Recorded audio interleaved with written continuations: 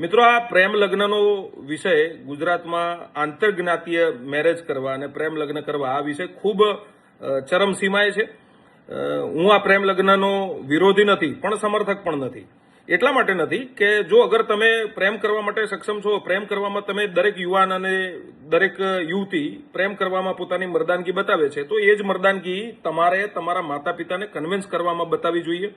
કારણ એનું એ છે કે જે માતા પિતાએ તમને પેટે પાટા બાંધી અને મોટા કર્યા છે, તમારા માટે ખૂબ તકલીફો વેઠી છે, ખૂબ ઉજાગરા કર્યા છે અને તમને આગળ વધારવા માટે જેને ખૂબ મહેનત કરી છે, એ માતા પિતાને દુઃખી કરી અને તમે પ્રેમ લગ્ન કરી અને ક્યારેય ખુશ અને ક્યારેય સુખી નહીં રહી શકો.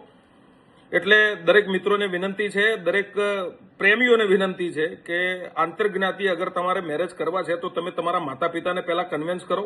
માતા પિતાની મંજૂરીથી જ તમે લવ મેરેજ અને પ્રેમ લગ્ન કરો એવી વિનંતી કરું છું. કારણ એનું એવું છે કે ખરેખર પરિસ્થિતિ ખૂબ ખરાબ તરફ વધી રહી છે. પરિસ્થિતિ હજુ પણ આનાથી બગડી શકે છે. દરેક સમાજને આ સિચ્યુએશનનો સામનો કરવો પડે છે, આ તકલીફનો સામનો કરવો પડે છે. એટલે મારી ગુજરાત સરકારને પણ વિનંતી છે કે જે આ પ્રેમ લગ્ન નોંધણી માટેનો જે નવો કાયદો ગુજરાતમાં આવી રહ્યો છે ને આવવાનો છે, એ કાયદો ઝડપથી ગુજરાતમાં લાગુ થાય, એનો લાભ દરેક સમાજને, દરેક પરિવારને અને દરેક કુટુંબને મળશે. અને આ કાયદો આવવાથી કોઈ પણ વિરોધ થવાનો નથી.